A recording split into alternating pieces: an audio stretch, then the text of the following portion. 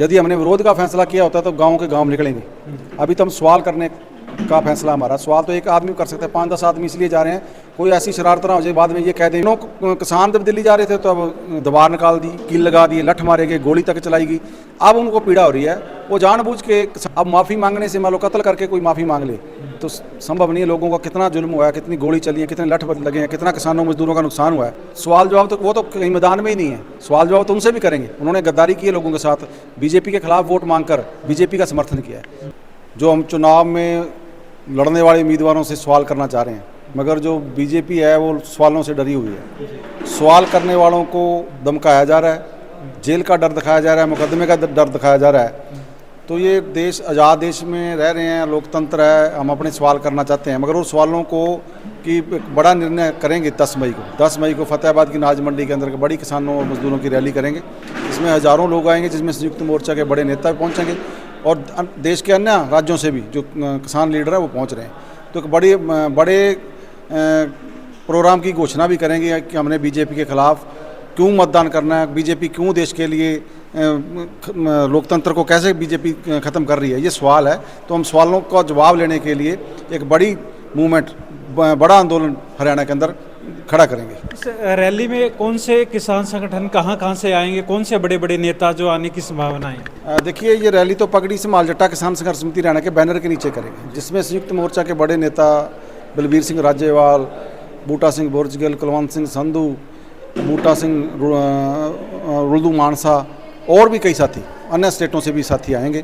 तो बड़ी रैली फतेहाबाद के अंदर 10 मई को होगी। फिलहाल अभी जो गांव में बीजेपी के प्रत्याशी रणजीत सिंह चौटाला या दुष्यंत चौटाला जेजेपी से गांव में जा रहे हैं, किसान विरोध कर रहे हैं। लगातार ये ऐसे कहने में जो है सुनने में उनके बयान आते हैं कि जो विपक्षी पार्टी है वे कर रहे हैं, अगर किसान होते तो गांव में तो और भी तो किसान है, वो किसानों की संख्या विरोध करने वालों की कम क्यों नज़र आ रही है? अगर ऐसा होता, किसान विरोध करते तो पूरा गाँव ही उनका विरोध करता।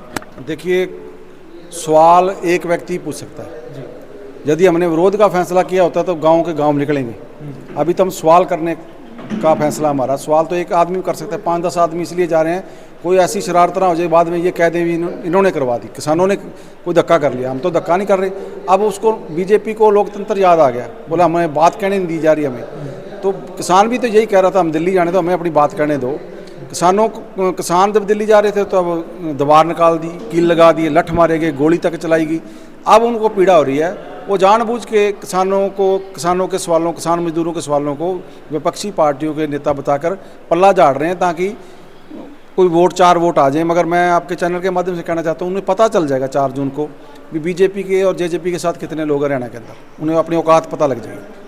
एक और सवाल, नैना चौटाला बीजेपी जो जेजेपी से विधायक है और दुष्यंत चौटाला की माता है, उन्होंने किसानों से माफ़ी भी मांगी है कि अगर ऐसी कोई बात है तो बैठकर बातचीत करें दुष्यंत चौटाला से, क्योंकि उनके पास ना तो कोई कृषि मंत्रालय था और ना ही वो केंद्र सरकार में थे। तो ऐसे में उनका जो विरोध किसान कर रहे हैं वो गलत है। कहीं ना कहीं विपक्ष भी जो है आरोप लगा रहे कि विपक्षी लोग हैं वही दुष्यंत का विरोध कर रहे हैं। बीजेपी ने कहा था 75 पार, विधानसभा चुनाव में 40 हुए। दुष्यंत की मेहरबानी से खट्टर की सरकार बनी उस वक्त, और दुष्यंत भी उतना ही दोषी है जितना बीजेपी सरकार दोषी है। अब माफ़ी मांगने से मान लो कत्ल करके कोई माफ़ी मांग ले तो संभव नहीं है। लोगों का कितना जुल्म हुआ है, कितनी गोली चली है, कितने लठ लगे हैं, कितना किसानों मजदूरों का नुकसान हुआ है। उसके लिए माफ़ी से काम नहीं चलेगा।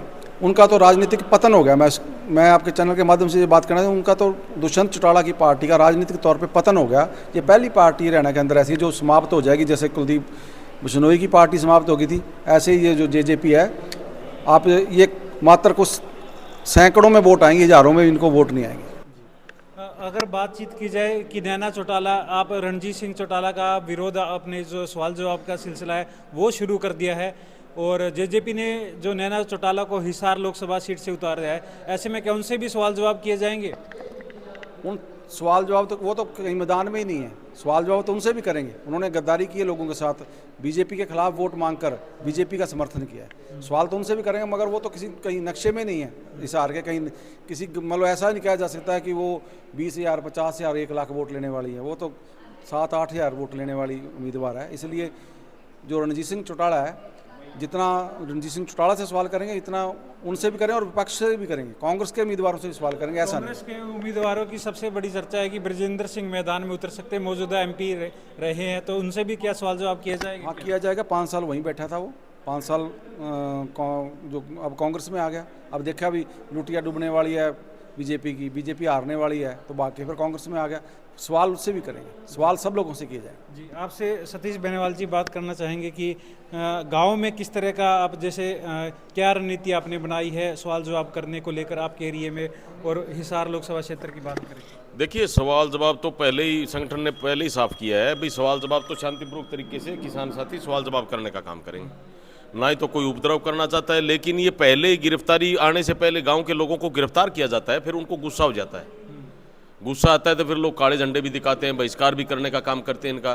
कैमरी गांव में यह अभी 4-5 दिन पहले की बात है, जब मनोहर लाल खट्टर आए तो किसान साथियों की घरों से गिरफ्तारी की गई, हालांकि रैली स्थल पर भी वो किसान नहीं थे। क्या उनका गुस्सा जायज़ नहीं है?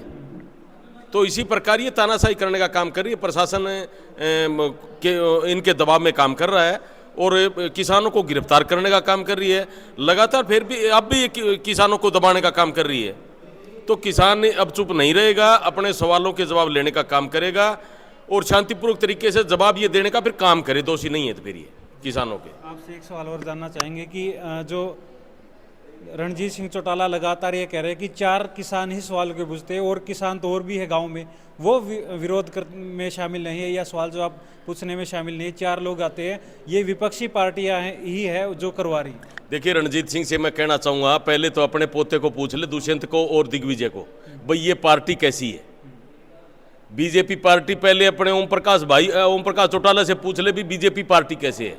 चौधरी देवीलाल जो किसानों के मसीहा हुआ करते थे, जिनका नाम आज भी किसान साथी लेने का काम कर रहे हैं, उनसे सवाल जवाब पूछने का काम करें। और आपकी रणजीत सिंह अपनी आत्मा पर हाथ रख के देखे कि किसानों के साथ इन्होंने क्या करने का काम किया, कि क्यों चुप थे? फिर इनके समर्थन में नहीं थे रणजीत, अब इन्होंने पार्टी ज्वाइन करके ये हिसार लोकसभा से चुनाव लड़ने का काम कर रहा है।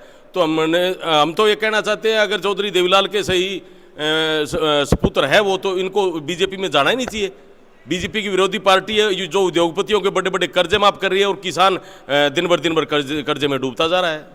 धन्यवाद आपका। और हमारे साथ मौजूद आपका सर नाम बता दीजिए। गुरप्यार बाड़ा, राज्य कमेटी सदस्य। अच्छा, किस तरह की रणनीति बनाई है? आपकी रैली हो रही है जो 10 तारीख को, और किस तरह की रणनीति बनाई है? कहाँ से जो किसान है वो जुटने वाले? देखो, पूरे प्रदेश भर से किसान आएंगे और वहाँ पे बड़े नेता आएंगे संयुक्त मोर्चा के, क्योंकि ये रैली करने का मकसद ये है, क्योंकि हमने एक सवाल जवाब की लिस्ट जो जारी की थी, हमारी गांव की कमेटियाँ 20 सवाल थे वो पूछ रहे थे, लेकिन उसको बीजेपी सरकार विरोध का रूप दे रही है जानबूझकर, क्योंकि सवाल वही हैं जो वायदे करके बीजेपी सरकार सत्ता में आई थी। स्वामीनाथन रिपोर्ट लागू करेंगे, वही सवाल कर रहे हैं। सरकार कोई अपने मन से कोई मनगढ़ंत कोई सवाल नहीं लेके आए, जो वायदे करके वो आए थे वही सवाल किसान पूछ रहे हैं। और हज़ारों की संख्या में फतेहाबाद में किसान मजदूर इकट्ठा होंगे।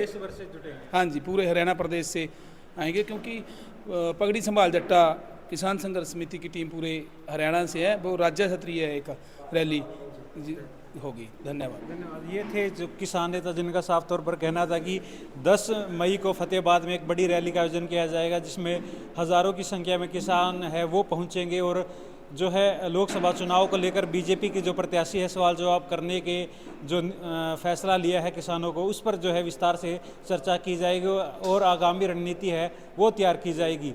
देखते रहिए सिटी तहलका। वीडियो को लाइक और शेयर करें।